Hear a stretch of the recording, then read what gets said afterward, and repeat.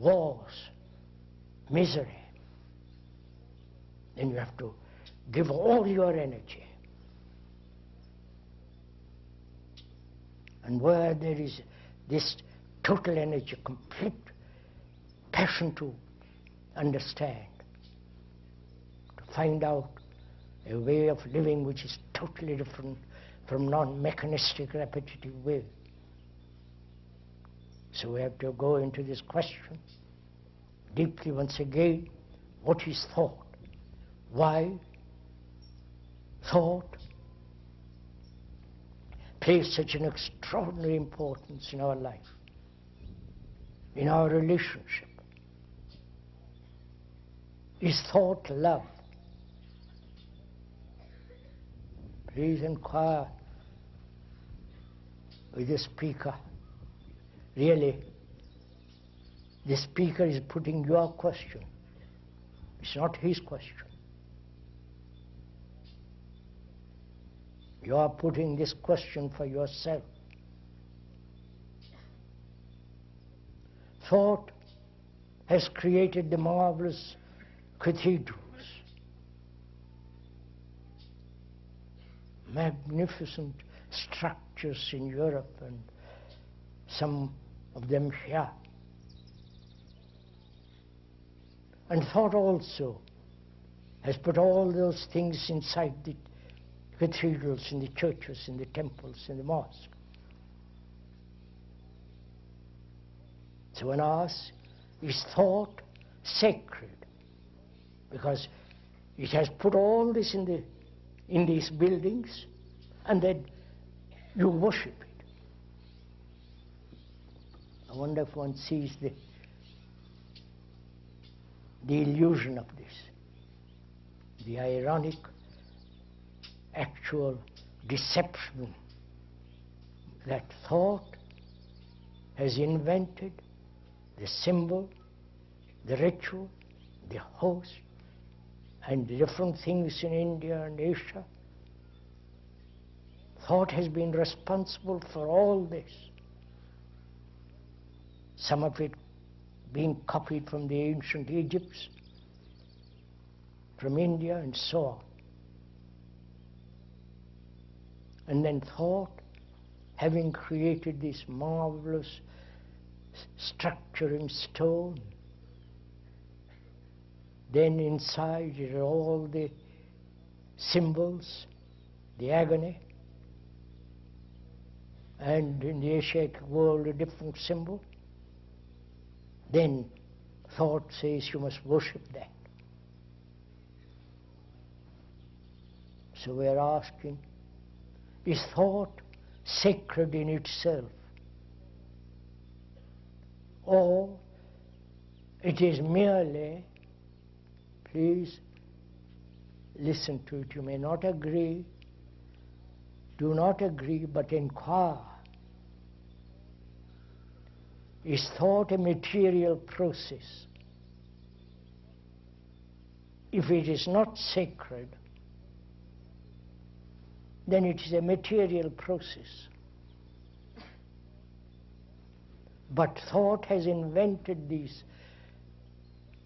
heaven and hell, the saviors of the world, according to different religions. Their rituals is all the result of thought.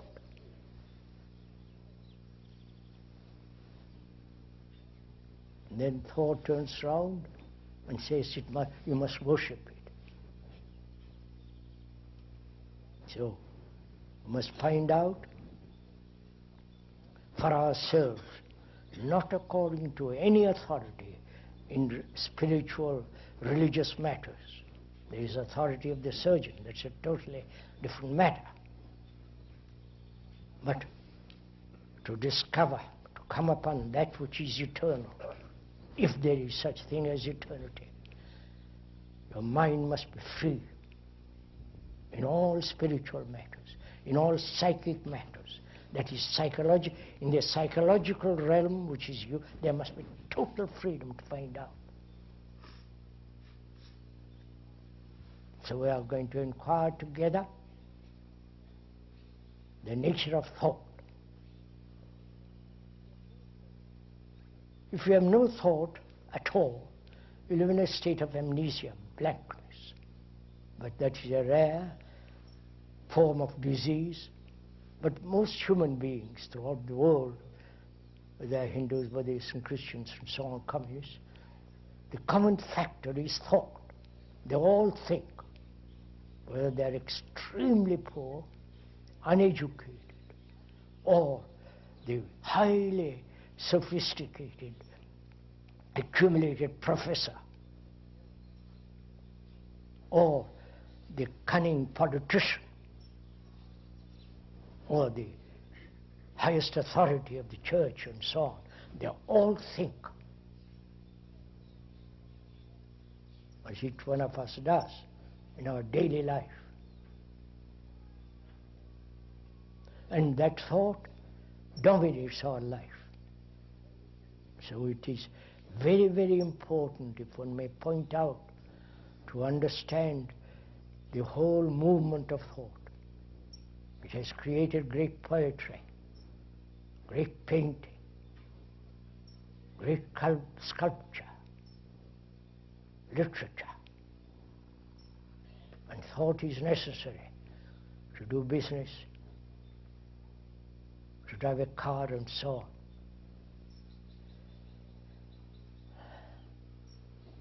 What is thought? What is its origin, the beginning of thought? You are asking the question, not the speaker.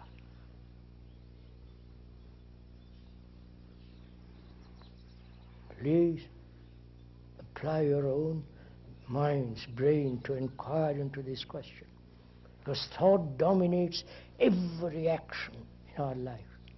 Thought is the determining factor in relationship.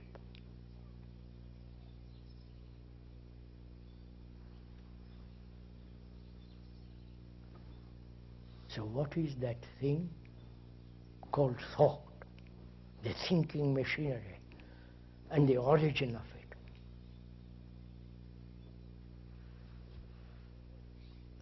it. Is not thought born out of memory?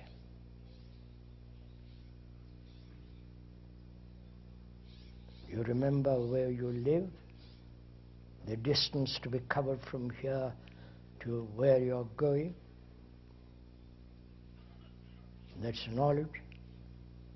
And that knowledge has been acquired through experience. So the beginning of thought is experience, knowledge, memory stored up in the brain. Right? This is a fact, not exotic or absurd illusion. You remember something that happened yesterday, pleasurable or not, and that remembrance is stored in the brain, recorded in the brain, and from that record, thought comes into being.